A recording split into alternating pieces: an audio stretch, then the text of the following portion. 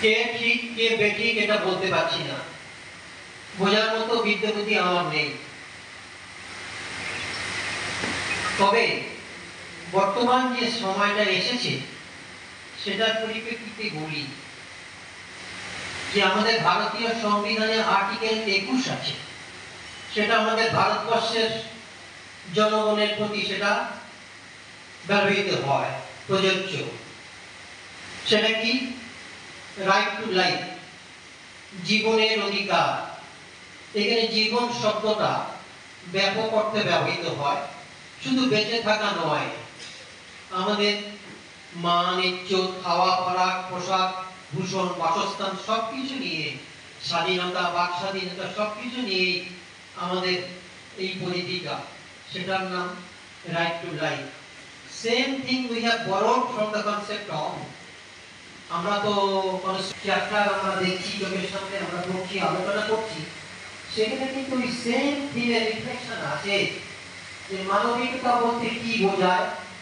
Right to life has a direct link with these two aspects.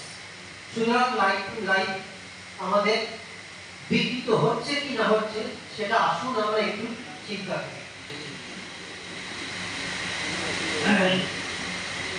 মূলত Mediterranean C এবং Jordan নদী মাঝামাঝি অঞ্চলটাকে আমরা যে প্রেজেন্ট ইসরায়েলটা সমেত, গোলান হাইটস, সিনাই মরুভূমি, ওয়েস্ট ব্যাংক, গাজা স্ট্রিপ, এই সমস্ত কথায় এত কচকচানির মধ্যে না গিয়ে মোটামুটি ওই অঞ্চলটা প্যালেস্টাইন।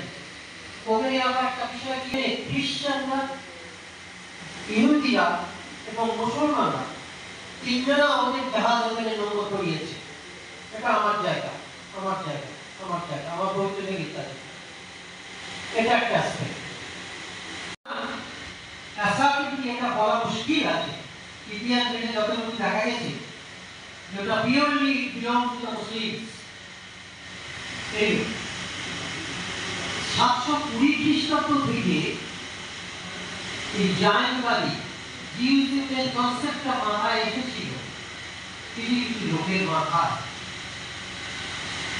কোনো কোনো ক্ষেত্রে ইতিহাস বলছে তারা পার্সিকিউটেড হতো, অত্যাচারী হতো, তারা কিন্তু তাদের সেটেল করার জায়গা ছিল না।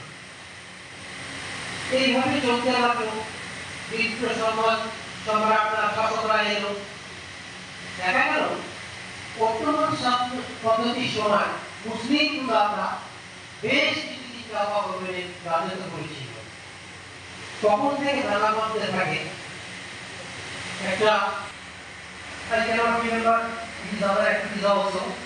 He was the pioneers of his faith. প্রথমে বর্তমান সরকারকে দিলেন রাজা আব্দুল হামিদ জানি কিছু হয়। এবারে last part not is that একটা কথা আছে, আপনারা আমাকে ভাবেই জানেন, eternal vigilance it is says is the price of liberty. আমরা খুব বসে থাকতে পারি না। আজকেকার কাগজে কি লেখা আছে দেখুন, কালকেকার কাগজে আমরা কি লেখা আছে, ধন্যবাদ। আপনারা দেখুন